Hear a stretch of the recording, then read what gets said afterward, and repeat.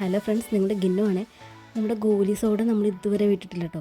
അതിൻ്റെ കുപ്പി കൊണ്ടാണ് അടുത്ത ക്രാഫ്റ്റ് നമ്മൾ ചെയ്യുന്നത്. കാരണം ആ കുപ്പിക്ക് നല്ലൊരു ഒരു ഒരു ഹ്യൂമൻ ലുക്ക് വരുന്നുണ്ട് പലയിടത്തും നോക്കുമ്പോൾ. അപ്പോൾ അതുകൊണ്ട് തന്നെ ഞാനൊരു ആഫ്രിക്കൻ ലേഡിയുടെ സ്കൾപ്ചറാണ് ഈ ഒരു കുപ്പി കൊണ്ട് ചെയ്യാൻ പോകുന്നത് കേട്ടോ. അപ്പോൾ അതിന് വേണ്ടിയിട്ട് കഴിഞ്ഞ ഇതിൽ വീഡിയോയിൽ പറഞ്ഞ പോലെ തന്നെ ബ്ലാക്ക് അതിൻ്റെ ഹെയർ ആയിട്ട് എടുത്ത സംഭവം തന്നെയാണ് ഞാൻ ഇതിലും ഹെയർ ആയിട്ട് വെക്കുന്നത്. അതിനൊപ്പം തന്നെ ഒരു തുണിയുടെ ബാൻഡും കൂടെ വെക്കുന്നുണ്ട്. അത് കുറച്ച് റെഫറൻസൊക്കെ നോക്കിയിട്ടാണ് കേട്ടോ അങ്ങനെ ചെയ്തത്. എന്നിട്ട് ഫുള്ള് ഞാൻ ബ്ലാക്കാണ് കളർ ചെയ്യുന്നത്. മറ്റേതുപോലെ വൈറ്റ് അല്ല, ഫുൾ ബ്ലാക്കാണ് ചെയ്യുന്നത്. ഈ കുപ്പി മൊത്തത്തിൽ ഞാൻ ബ്ലാക്ക് പെയിൻ്റ് അടിച്ചാണ് എടുക്കുന്നത്.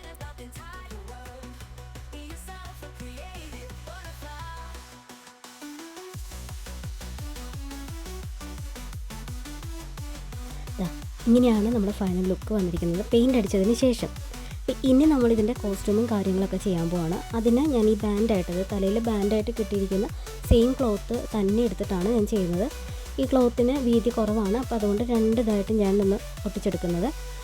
അതേ തുണി തന്നെ ഞാൻ രണ്ടായിട്ട് മുറിച്ചെടുത്തിട്ട് കഴുത്തിൻ്റെ അവിടെ കുറച്ച് ഫ്രില്ലായിട്ട് വെക്കുന്നുണ്ട്. ആ ഒരു കോസ്റ്റ്യൂമിൻ്റെ ലുക്ക് ഒരു കറക്റ്റ് ലുക്ക് വരാൻ വേണ്ടിയിട്ട് ഞാൻ അങ്ങനെ ഒരു ഫ്രില്ല് പോലെ കഴുത്തിൻ്റെ ഭാഗത്തായിട്ട് അറേഞ്ച് ചെയ്യുന്നുണ്ട്.